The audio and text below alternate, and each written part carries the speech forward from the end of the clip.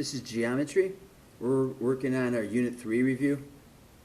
So we're going to write a logical conditional statement in if-then form using the information below. We're going to write the converse statement. We're going to indicate if the converse is true or false.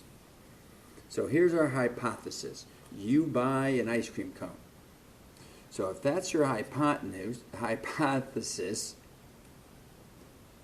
if you buy an ice cream cone,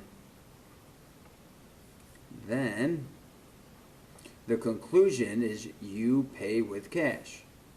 Then you pay with cash. If we were doing true and false, our question would be, could you pay with something else? Then, is that have another option? Okay, you could probably pay with a credit card. You could wash their dishes. I don't know. But maybe you could pay with something other than cash. Converse. You're going to write this in the reverse order. So, if you pay with cash,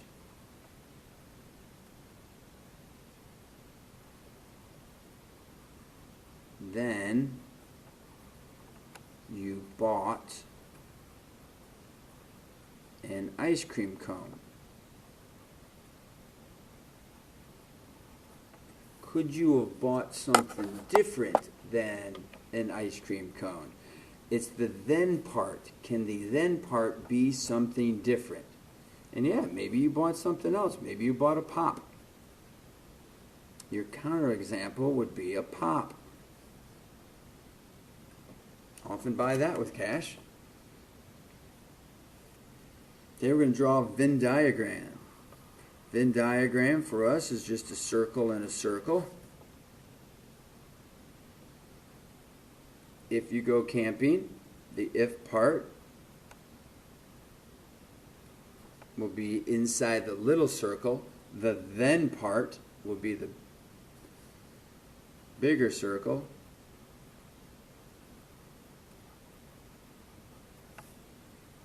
Okay, so the question is, do you have to be setting up a tent if you go camping? If you go camping, then you set up a tent. There's lots of other things that you could be doing when you go camping.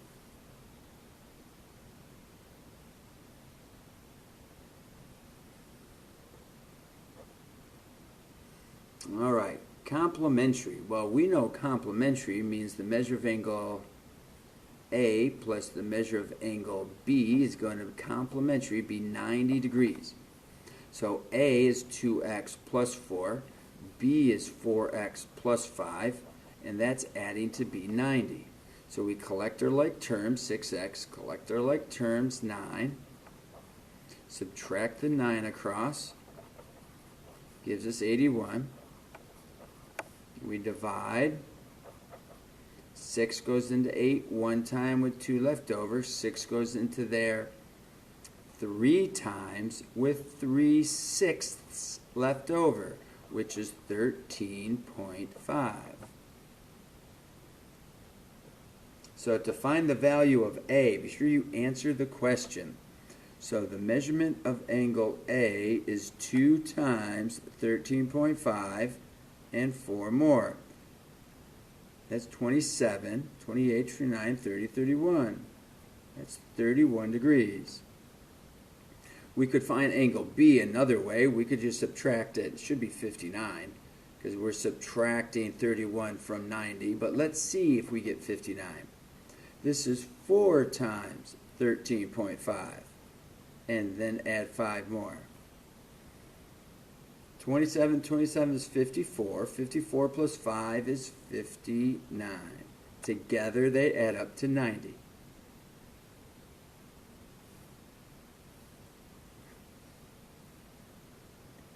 Here in our picture we have angle 1 and 2. They are a linear pair. They are side by side to each other. They make a straight line. 1 and 4, they are vertical. 1 and 5, those would be corresponding. Remember, corresponding angles are interesting if the lines are parallel. We don't have lines parallel, so those are just a location. They're just corresponding. They don't have to be congruent unless the lines are parallel. Vertical angles are always congruent. 1 and 4 will be congruent. And a linear pair always adds up to 180. 2 and 5, they don't have a special name. If the lines were parallel, then they would be supplementary, but they don't have a special name other than that. So the best I could say is we'll call those neither. They're not a linear pair, they're not vertical, they're nothing else. 3 and 6, well, here's 6. What's 6 doing way over there? So 3 and 6 are alternate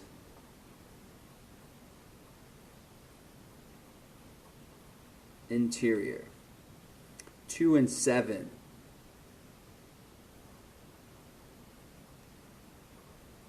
Alternate exterior. 5 and 3.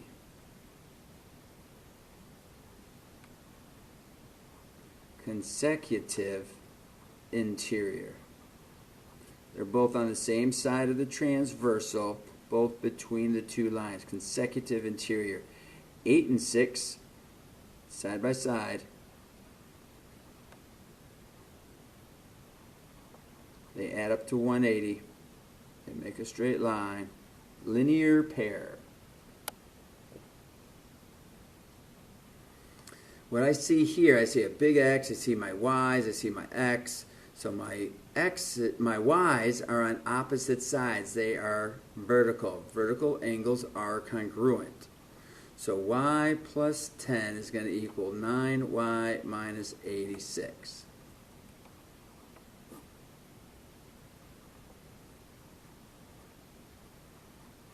And we add the 86 over.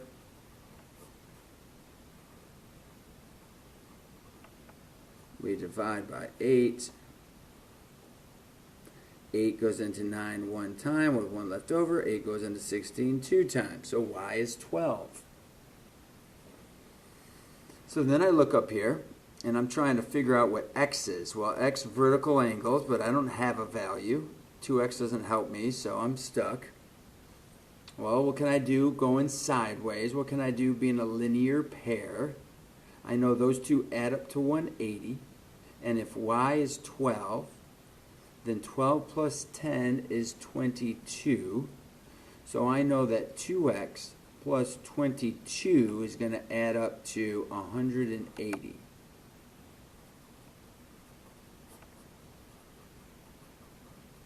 Subtract 22 to get 158. 2 goes into 15 7 times with one left over, so X is going to be 79. This one gets a little confusing looking.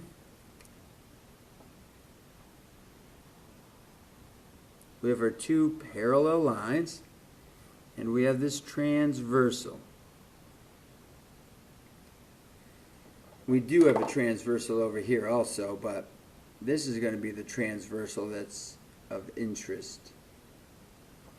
This angle here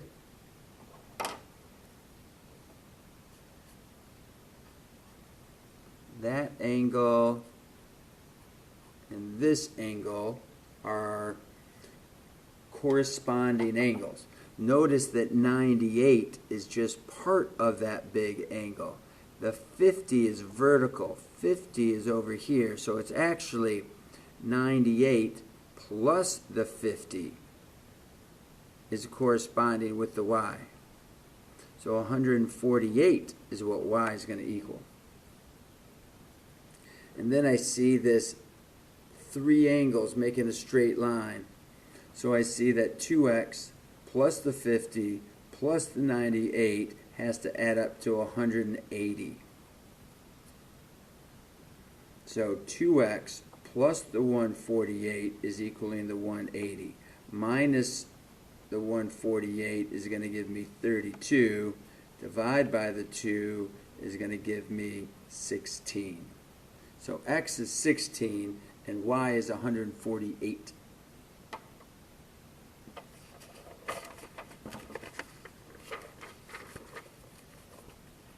Then we have a geometry proof. We know that 2 and 5 are supplementary angles. If 2 and 5 are supplementary angles, then I know the lines are parallel. Can we prove that? Well, we can do a couple different things. I know that 2 is the same as 3. I know that 2 and 5 are going to add up to 180. So I know 3 and 5 have to add up to 180. And that makes them supplementary, and they're consecutive interior. And if consecutive interior angles are supplementary, then the lines are parallel. That's my direction. So I'm given my angle 2 and angle 5 are supplementary. So if supplementary, then they add to 180. That means the measurement of angle 2 plus the measurement of angle 5 adds up to 180. I know my vertical angles are congruent.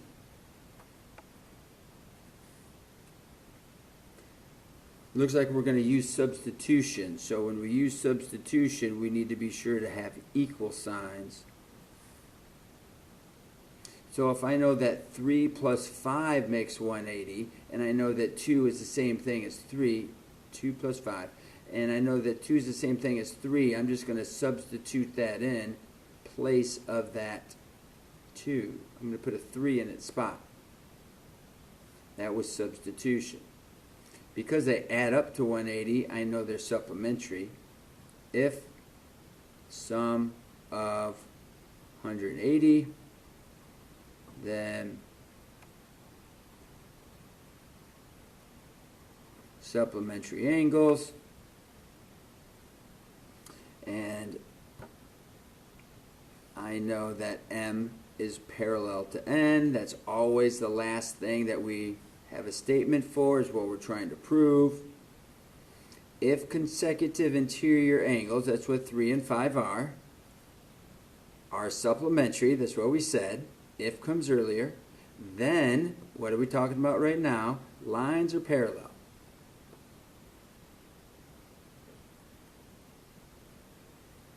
Okay, last thing we've got. In this optical illusion, the vertical lines, not vertical angles, but vertical lines, they do not look straight. This one looks like it comes down in curves. This one looks like it goes up in curves. Nor do they look parallel. They look like they're all twisty, curvy, all over the place. Use your protractor, straight edge, and geometry theorems that we've learned, actually in Unit 3, to prove that the vertical lines are parallel. Well, what we're going to do is put in a transversal.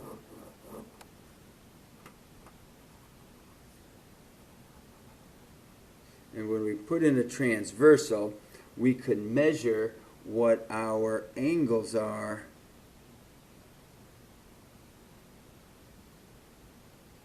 alternate exterior angles, or consecutive interior angles, or alternate interior angles. And if they were congruent, that would show the lines are parallel. Whenever we talk about parallel lines, we always think about these angles. Corresponding angles are going to be congruent. Alternate interior angles are going to be congruent. Alternate exterior angles are congruent. Consecutive interior angles will be supplementary. If the lines are parallel, this is what you think of or look for. If you have one of these, then you know the lines are parallel. So explain how you prove the lines are parallel.